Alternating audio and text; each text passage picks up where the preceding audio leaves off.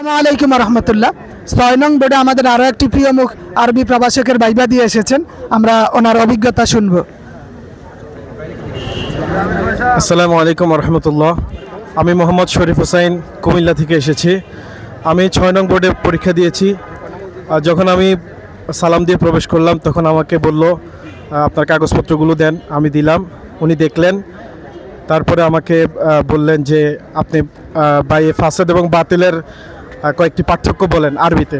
পরে আমি বললাম, দুটা বললাম। এরপরে বলল যে আমাকে প্রশ্নটা ধরিয়ে দিয়ে বলল এখানে যে অনুবাদটা আছে অনুবাদটা করেন, আরবি করেন। পরে আমি আরবি করলাম। এরপরে বলল যে আপনার নিজের পরিচয়টা আরবিতে বলেন। পরে বললাম, বলার পরে উনি আমাকে বললেন যে আপনি কি করেন, আপনি হাফেজ? আমি বলছি না, আমি হাফেজ না। পরে বললো যে আপনি কি করেন? আমি বলছি একটা মাদ্রাসায় পড়াই। বলছি কোন ক্লাস পর্যন্ত ক্লাস নেন? আমি বলছি দাখিল আলিম পর্যন্ত। পরে বললো আপনি কি পড়ান? আমি বেসিক বিষয়গুলো ভালো করে পড়াই, আরবি কাওয়ায়েদগুলো। এরপরে বললো ঠিক আছে, আপনি যেহেতু আরবি কাওয়ায়েদ পড়ান, সরব পড়ান, তো আলিম কোন সিগা বলেন।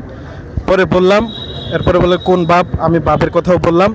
বলার পরে ঠিক আছে যান আসেন। জি, অসংখ্য ধন্যবাদ ভাইকে ওনার অভিজ্ঞতা আমাদের সাথে শেয়ার করার জন্য।